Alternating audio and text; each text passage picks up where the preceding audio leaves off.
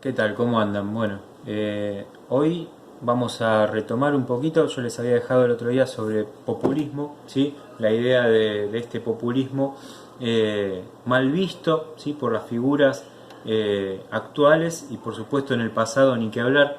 Un populismo radicado fundamentalmente en la despectivización por parte de aquellos que utilizan el término de una manera, ¿sí? Despectivización para los movimientos de índole popular, como puede ser el irigoyenismo, el peronismo, los movimientos mexicanos, ¿sí? Etcétera.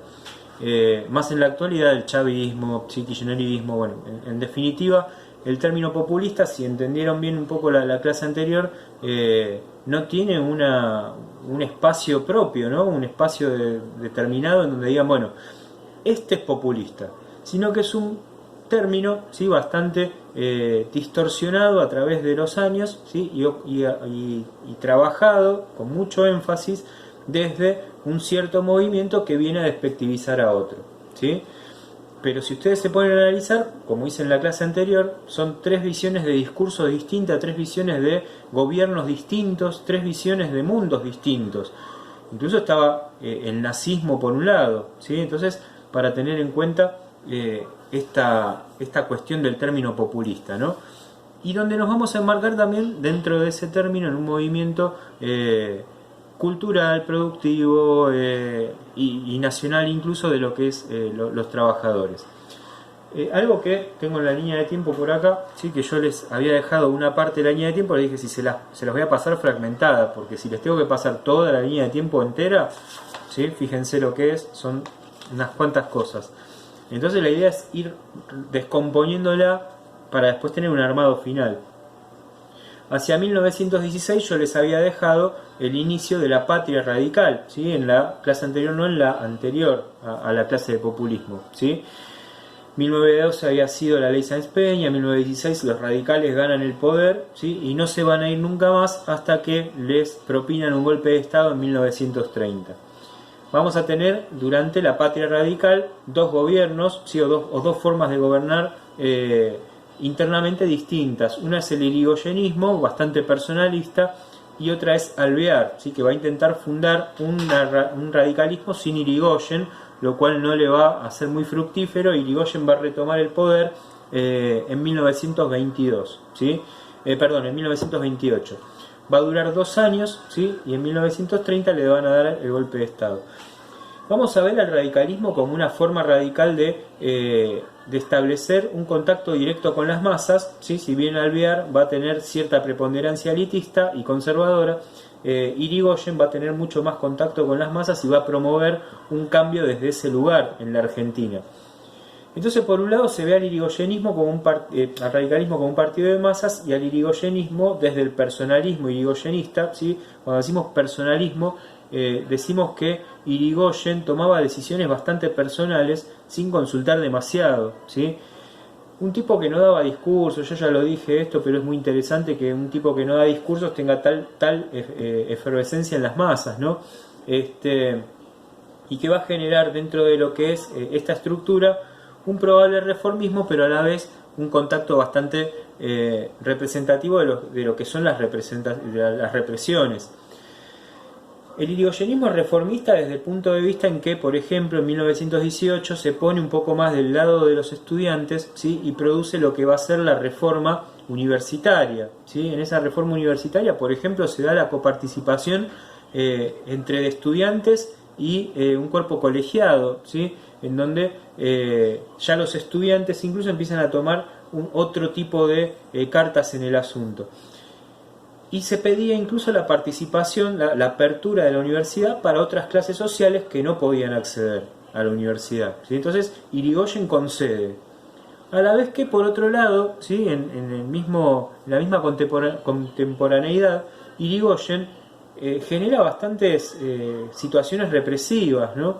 En donde de repente un Irigoyen, ¿sí? Que es imbuido a actuar en lo que va a ser la Patagonia rebelde, ¿sí? Decide la actuación por parte del ejército en ese proceso que, como decía recién, bien decía, represivo, ¿sí? En donde mucha gente va a terminar muriendo a manos del ejército, ¿sí? Y ahí es donde nosotros vamos a construir hoy algo que pareciera haber surgido desde un ordenamiento, ¿sí? que ya provenía con ideas desde Europa, ¿no? Y que se ordenaba de determinada manera y que en realidad tiene una arista, ¿sí? Nosotros tenemos que hablar de el movimiento socialista, el movimiento anarquista, pero ¿y los sindicatos dónde quedaron?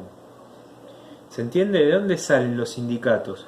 Bueno, para entender la fuerza de esos sindicatos, ahora voy a leer algo en consideración, pero antes, acá tienen un cuadro, sí, que les voy a estar dejando, que habla de las luchas sociales y de la formación obrera.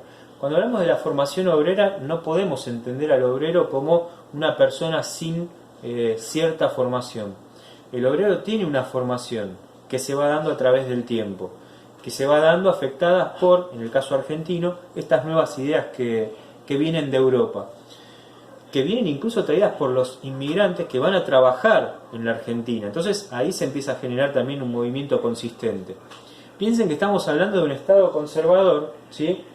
Con muchas restricciones, un Estado conservador restrictivo de predominio oligárquico, oligarquía, gobierno de pocos, lo digo sí siempre porque alguno que quizás no haya visto las clases anteriores, y las luchas sociales que se van a dar también en reacción a esa violencia ejercida desde el Estado de arriba hacia abajo, ¿sí? Entonces la respuesta eran las luchas sociales, ¿sí? Respuestas hacia arriba.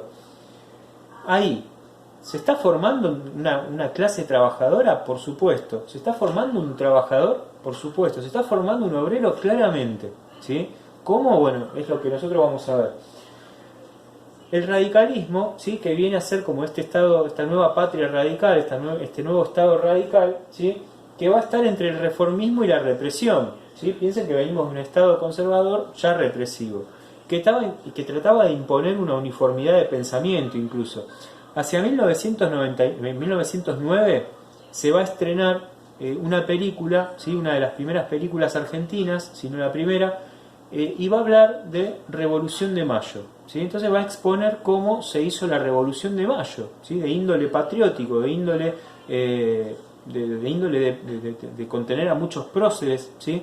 Y de expresar una idea, que era la idea de la uniformidad, la patria nacional, ¿sí? ¿Qué es la nacionalidad? ¿Qué es la Argentina?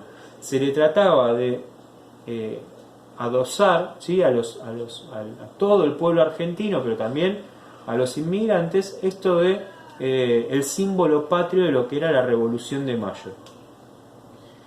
En 1910 se va a hacer la fiesta del centenario de la patria, con mucha índole, ¿sí? Nacional, ¿sí? Y con el amor y por el escudo, la bandera, la simbología argentina empieza a adquirir un carácter bastante nacional, ¿sí? Entonces ahí se recurre, se apela a la historia, se apela a la construcción histórica de una identidad, ¿sí? Una nación sin identidad, una nación sin historia, carece de nacionalismo, por otro lado, ¿no? Entonces, bueno, ahí se radica también la búsqueda, esto de indagar el pasado, ¿no?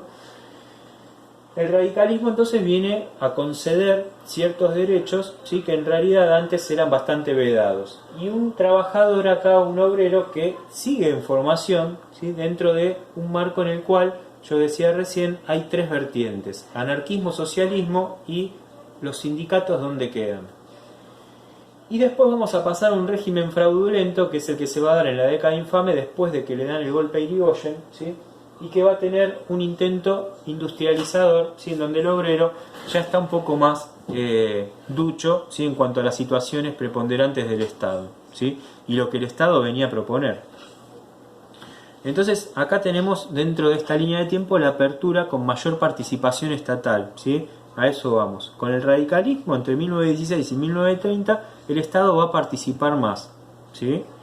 E Irigoyen va a tratar de funcionar como un nexo, ¿sí?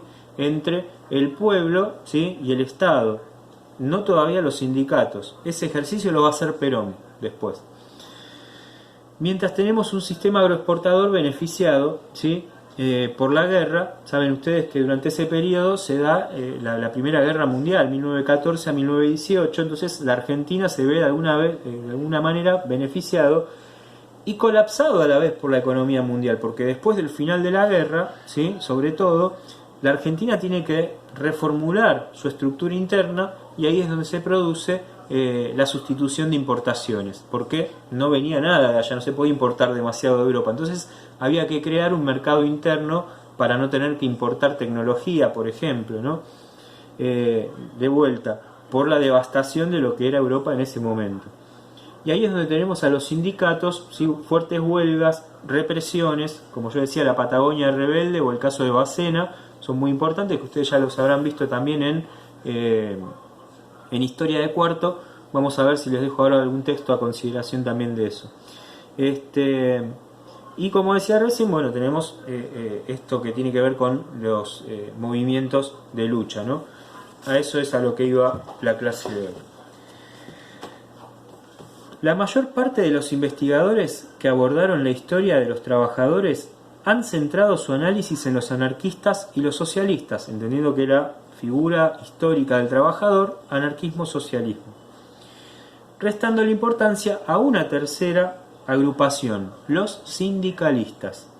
Sin embargo, estudios muy serios y fundamentados han destacado la acción de esta tercera fuerza sindical. Por ello estimamos conveniente recuperarla reproduciendo la opinión de Hiroshi Matsushita. La tercera corriente ideológica importante en el movimiento obrero argentino fue el sindicalismo, introducido hacia 1903 por los disidentes socialistas, es decir, que aquellos que se iban del socialismo en desacuerdo con las formas internas de producción socialista, terminaban ingresando a una tercera vertiente que era el sindicalismo. Tal como Julio Alberto Arraga desde Europa, pudiendo sintetizarse así su esencia. Los sindicatos, y no el partido político, son el arma principal de la lucha proletaria. Es decir, que el proletariado obrero, ¿sí?, que estaba por debajo en esta cadena, encuentra en el sindicalismo, en esa tercera vertiente, un espacio de lucha que no encontraba en los otros, ¿sí? Originariamente, en Europa, el sindicalismo apareció como una reacción contra la tendencia reformista y parlamentarista de los partidos socialistas, adjudicándole al sindicato el rol revolucionario en la lucha obrera contra el régimen capitalista y exaltando la huelga como el más eficaz método de lucha. Bajo este aspecto, el sindicalismo tenía mucho en común con el anarquismo y a veces se denominaba sindicalismo revolucionario, ¿sí?, entendiéndose entonces con algunas ideas anarquistas de lucha, ¿sí?, disidentes del socialismo, que formaban una tercera vertiente que era el sindicalismo. Entonces ahí estamos radicando, ¿sí?, la semilla del origen del sindicalismo, el origen fundamental del sindicalismo, ¿sí?, para entender cómo se llega a un movimiento de lucha que también funciona a veces como un nexo trabajador-Estado. Pero importantes diferencias los esperaban, entre ellas la acción política. Sí, que acá viene lo que yo estaba diciendo recién, del sindicalismo revolucionario a una acción política hay una distancia. Mientras el anarquismo la despreciaba, el sindicalismo la reconocía como un medio de conseguir las reivindicaciones obreras sin que esto significase la subordinación de los sindicatos a los partidos políticos. Se entendía entonces una visión diplomática también para no caer siempre en el mecanismo revolucionario. Ahí disentía de las ideas anarquistas. Como manifestó su órgano de propaganda sindicalista en 1905, una de las metas era integrar la acción revolucionaria del proletariado por medio de la subordinación de la acción parlamentaria a los intereses de la clase trabajadora correspondiendo a esta señalar a sus mandatarios la conducta a seguir en los parlamentos burgueses. En otros términos, los sindicalistas no confiaban tanto en el Parlamento como los socialistas, pero tampoco aceptaban el antipoliticismo, ¿sí? No se ponían ni de una vertiente ni de la otra, ¿sí? La cuestión era tratar de hacer un nexo, que eso es lo funcional del sindicato, ¿sí? Por eso aparece como una tercera vertiente dentro de estas dos que tenían una idea u otra, ¿sí? Bueno, el sindicalismo toma de las dos y se construye dentro del momento en el cual tenemos un obrero en formación, ¿sí?, una clase obrera en formación. Cuando tenemos clase obrera entre el obrero hombre y la obrera mujer también, ¿sí? Pero ya sabemos cómo es esto. Hay una disidencia por parte de algunos sindicatos a que la mujer entre a jugar un rol preponderante, ¿sí? Después vamos a tratar de analizarlo, si bien venimos analizando la situación particular de la mujer en esta lucha, que es bastante interesante, ¿sí?, porque vienen a proponer un cambio radical también. y no son escuchadas. Los movimientos sufragistas, como ya nombramos varias veces, son sumamente importantes. Las centrales obreras, sí, que se van a dar de 1857 hasta 1901, en la lucha de los trabajadores se expresa a través de un sinnúmero de huelgas por ramas o sectores de actividad, no lográndose la realización de huelgas generales, como sí van a lograr los sindicatos, ¿sí?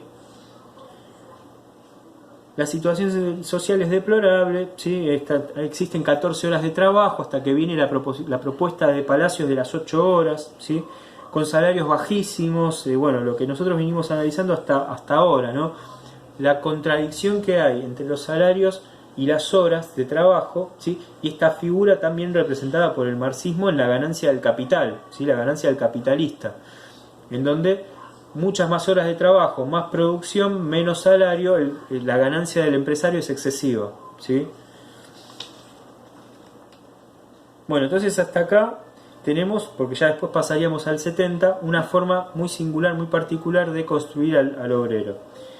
El fenómeno que caracteriza a las diversas corrientes obreras mientras luchan por organizarse y expresar a los hombres de trabajo es la común incomprensión de la importancia que se viene produciendo desde 1892 en el crecimiento de un movimiento nacional que es el radicalismo, que tiene sus raíces tanto en los inmigrantes que se afincan en el país y sus costumbres, como en las filas del Partido Autonomista en desintegración después de haber recogido las bases en dispersión del viejo autonomismo, es decir, del federalismo antimitrista. Así es también como se converge este movimiento radical dentro de los análisis inmigrantes, ¿sí? Que se van también poniendo del lado de este radicalismo que va a tener las bases reformistas que yo decía recién. Para ir cerrando vamos a hablar un poquito de... dicen que Jauretche es una Biblia, que uno lo abre y te dice algo. Vamos a ver, si yo digo, bueno, la página, no sé, a ver, ¿qué tiene por acá Jauretche?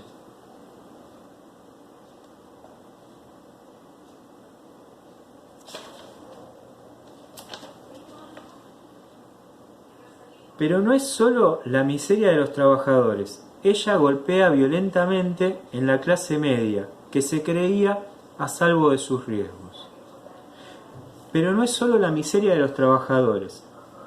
Ella golpea violentamente en la clase media, que se creía a salvo de sus riesgos. Dice Jauretche, ¿sí? El libro se llama El medio pelo y analiza a la clase media en la sociedad argentina. Y está diciendo, la clase media, que siempre se cree fuera de peligro y se distiende, deja de participar con los movimientos obreros, los tiene allá, dice, estos que reclaman, ¿no? Cortan calle, hacen lío, que es el movimiento sindical, ¿no? que llega a la actualidad, esta tercera vertiente. La clase media, dice Jauretche, se cree fuera de ese peligro. Entonces no reclama, no protesta, hasta que pasa algo que la pone ahí otra vez del lado de aquellos a los que había dejado marginados. Por eso habla del medio pelo. No está ni con uno ni con otro. Está siempre ahí, oscilando.